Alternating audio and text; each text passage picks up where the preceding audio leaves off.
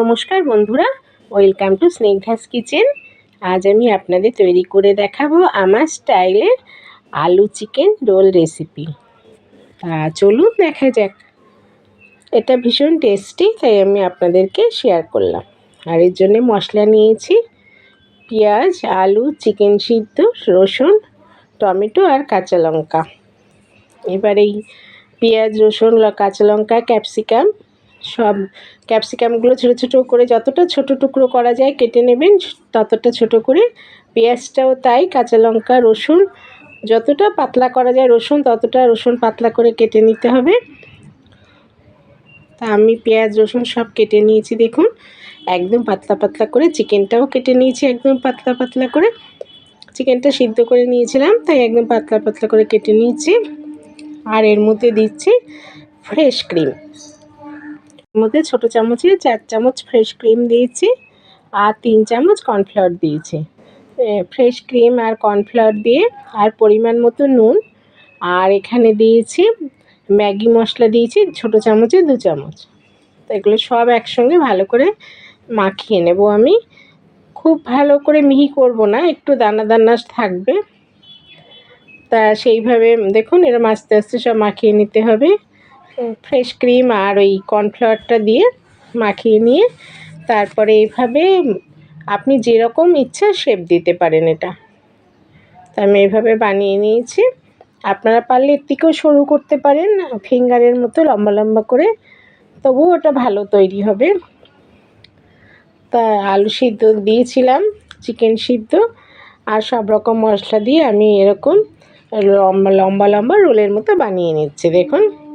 এবারে একটা বাটিতে ছোটো চামচে 3 চামচ কর্নফ্লাওয়ার দিয়েছি আর কিছু পরিমাণ জল দিয়েছি, হাফ কাপের মতো জল দিয়েছি, দিয়ে একটু পাতলা ব্যাটার বানিয়ে নিয়েছি।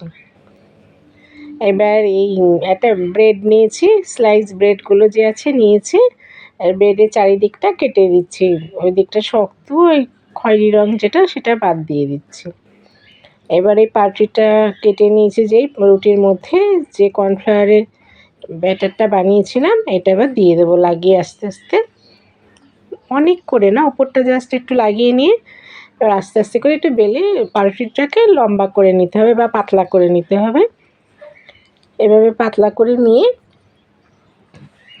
এর মধ্যে আমি যে আলু সিদ্ধ আর চিকেন সিদ্ধ এই যে রোলের মতো বানিয়েছি সেটার মধ্যে দিয়ে রোল করে নেব। ভালো করে রোলটা করতে হবে, ব্রেডটা পাউরুটিটা দিয়ে যাতে না দেখা যায় ভেতরের পুরটাকে। সেভাবে এরকম লম্বা লম্বা রোলের মতো আমি যতগুলো বানিয়েছি সব কটাকে বানিয়ে নেব।